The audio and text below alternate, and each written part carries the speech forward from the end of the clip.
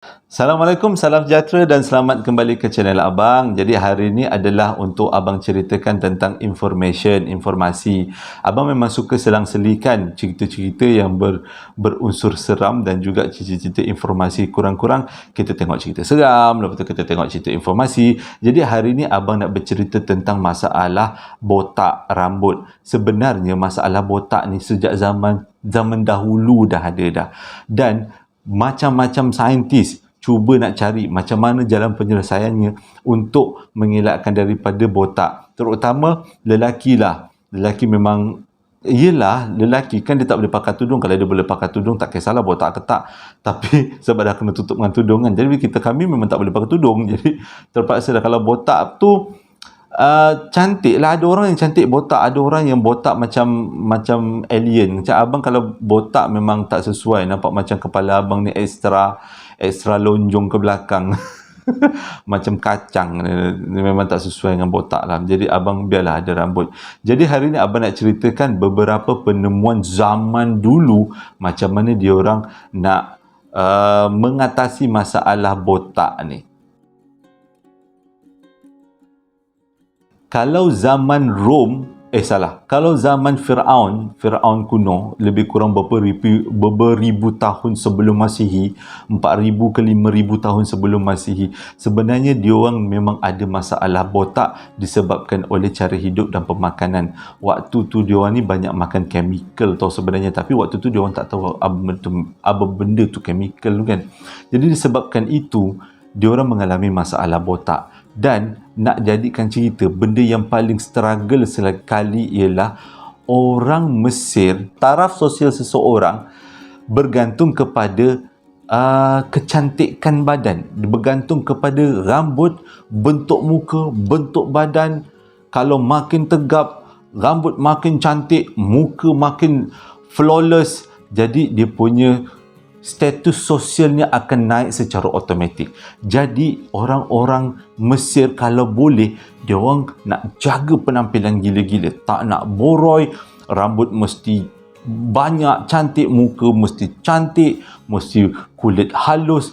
Jadi bila dia menghadapi masalah botak, itu menyebabkan diorang punya status sosial akan jatuh daripada status yang tinggi, akan jatuh ke status yang rendah. Jadi banyaklah saintis, waktu zaman tu dah ada saintis kan, diorang cari macam mana caranya nak menyelesaikan masalah botak ni.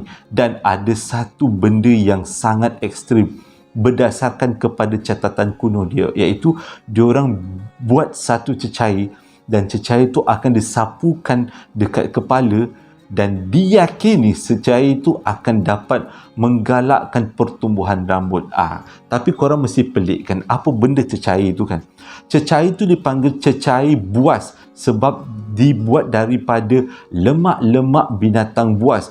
Singa, harimau, ular, badak dan juga beberapa lagi lemak binatang yang diambil untuk dijadikan cecair ni, termasuk kucing hutan. Tapi bila famous lah benda ni, penggunaan cecair ni memang famous. Cumanya lama kelamaan baru orang perasan cecair ni memang tak membantu pun dalam pertumbuhan rambut. Cumanya yang paling unik kat sini ialah diorang punyalah gigih nak pergi keruk lemak singa, lemak harimau bintang hitam kan, lemak ular, lemak badak, lemak kucing. Bayangkan diorang kena cari lemak-lemak tu semata-mata nak buat cecair tu dan dijual, tapi sebenarnya tak berkesan. Pada tahun 1923, dekat kawasan Amerika Syarikat, diorang buat satu teknologi namanya thermocap. Thermo tu maksudnya panas, cap tu maksudnya topi lah. Jadi korang boleh bayangkan lah kan. Dan teknologi ni agak famous pada waktu tu. Dikatakan digabungkan kepanasan topi untuk menggalakkan pertumbuhan rambut supaya akar-akar rambut tu bila terkena panas akan menjadi lebih segar. Caranya adalah topi tu diletakkan dekat kepala, lepas tu topi tu akan disambungkan dengan beberapa wayar dan wayar-wayar tu akan dicocok ke plug-plug tertentu dan aliran elektrik berkuasa rendah akan disalurkan ke topi itu dan secara tak sengaja dan secara saintifiknya topi itu akan menghasilkan haba dan kononnya haba ini akan dapat menggalakkan pertumbuhan akar. Tapi nak dijadikan cerita, teknologi ni bertahan sekejap sahaja. Sebabnya selepas tu memang tak laku sebab rambut tetap botak juga. Dalam zaman Yunani kuno, ada seorang saintis namanya Hippocrates. Memang kalau kita baca dalam buku-buku sejarah tentang Hippocrates ni memang banyaklah dia orang cerita. Dan dia ni banyak melakukan penemuan-penemuan saintifik dalam zaman Yunani kuno. Jadi, Hippocrates ni ada satu masalah iaitu masalah botak. Kalau korang tengok gambar ni, nampaklah yang janggutnya memang lebat tapi rambutnya tidak ada. Jadi, Hippocrates telah mencari formula macam mana untuk menyelesaikan masalah botak. Dan dia menjumpai satu cara iaitu dengan menggunakan berak burung merpati, najis burung merpati. Najis burung merpati itu akan dicampurkan dengan beberapa campuran termasuklah dengan ganja dan dibuat eksperimen terhadap beberapa orang. Okey. Lepas dibuat eksperimen dalam beberapa orang, ada yang okey dan ada yang tak okey. Dia punya hasil keputusan itulah. Jadi akhirnya Hippocrates pun cubalah ke atas diri sendiri dan hasilnya tidak memuaskan. Sampailah Hippocrates meninggal, dia tidak menemui cara untuk mengatasi masalah botak. Dan Hippocrates terkenal seorang yang berjaya menemui banyak penemuan, tapi tentang masalah rambut dia dianggap sebagai seorang yang gagal.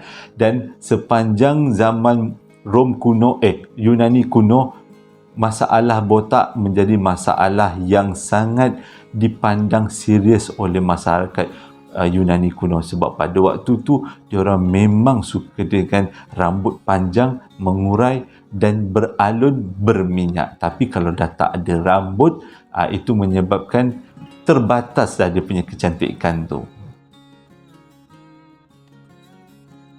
Seterusnya berlaku dekat Agra, India. Diorang percaya minum air kencing lembu jantan boleh menjadikan rambut tumbuh dengan lebat. Dan diorang percaya apa yang ada dalam air kencing lembu jantan tu dapat menggalakkan pertumbuhan rambut baru dan juga mengelakkan daripada penyakit kanser. Itu yang dipercayai oleh penduduk-penduduk Agra, India. Tapi bukan semua, ada sebahagiannya. Tapi dengan syarat, air kencing lembu jantan tu perlulah diminum pada hari, kalau tak silap abang, pada waktu pagi sebelum subuh. Barulah dia punya khasiat tu akan sangat maksimum. Tapi itu adalah hanya pendapat beberapa golongan, bukan pendapat saintis. Saintis dekat India puas beritahu kat dia orang minum air kencing lembu adalah satu tindakan yang salah, sebabnya selain daripada ia kotor, ia juga adalah mengandungi bahan-bahan perkumuhan, bahan perkumuhan yang dibuang oleh lembu. Dengan kata lain, benda yang diminum tu sangat toksik. Bukannya menyebabkan penyakit makin datang. Memang tak adalah berkaitan dengan rambut langsung. Tapi penduduk-penduduk ke Agra, India kebanyakannya tak nak percaya. Diorang tetap percaya dengan tradisi minum air kencing lembu jantan boleh menyebabkan diorang sihat. Pada masa yang sama, rambut diorang akan tumbuh seperti padi. Itu abang tambah. Okey. Lain pula yang berlaku dekat Amerika Syarikat dan juga dekat Britain. Dalam beberapa tahun yang sudah, diorang gunakan sebahagian daripada lembu juga untuk menggalakkan pertumbuhan akar rambut. Tapi kali ini bukan air kencing, diorang gunakan sperma lembu. Sperma lembu. Caranya, sperma lembu tu akan dicampurkan dengan beberapa bahan lain, dan kalau orang tu datang untuk buat terapi sperma lembu, rambut tu akan dibasuh. Selepas dibasuh, dia akan dikeringkan. Selepas itu, sperma lembu yang dah dicampur dengan bahan tertentu akan disalutkan, diurut di akar rambut, di kepala rambut. Di kulit rambut, dia akan diurut dekat kulit rambut dan dibiarkan dalam beberapa ketika, barulah dibasuh untuk mengelakkan daripada bau yang agak hamis daripada sperma lembu itu, dicampurkan juga dengan beberapa pewangi seperti bunga vanila untuk rasa macam feeling sedap sikit lah kan. Dan setiap kali rawatan ini, diorang akan dicas sebanyak 85 pound sterling. Lebih kurang kalau kali dengan 4, 80, 84, 32. 320 lah duit kita kan, sekali perawatan ni. Jadi, teknik ni boleh dikatakan diamalkan di keseluruhan, hampir seluruh salon di Britain. Sehingga saat ini ada ke tidak, abang tak pasti. Tapi itu yang dicatatkan dalam apa yang abang baca. Dan boleh dikatakan rawatan ini mendapat feedback yang positif. Diorang semua suka letak air mani lembu atas kepala kan. Kalau abang tak sanggup, tak kisahlah, botak rupa kacang pun rupa kacang lah. Asalkan tak adalah kena dengan benda-benda macam tu. Terima kasih dah menonton abang daripada mula sampai habis tentang macam mana manusia begitu struggle nak elakkan daripada botak sejak zaman dulu sampai sekarang. Macam-macam teknik. Tapi di antara semua teknik tu, abang rasa teknik yang paling abang gerun adalah minum air kencing lembu. Abang tak sampai hati nak buat. Air tak sampai hati. Nak minum kan, aduh, tak boleh lah. Itu antaranya lah.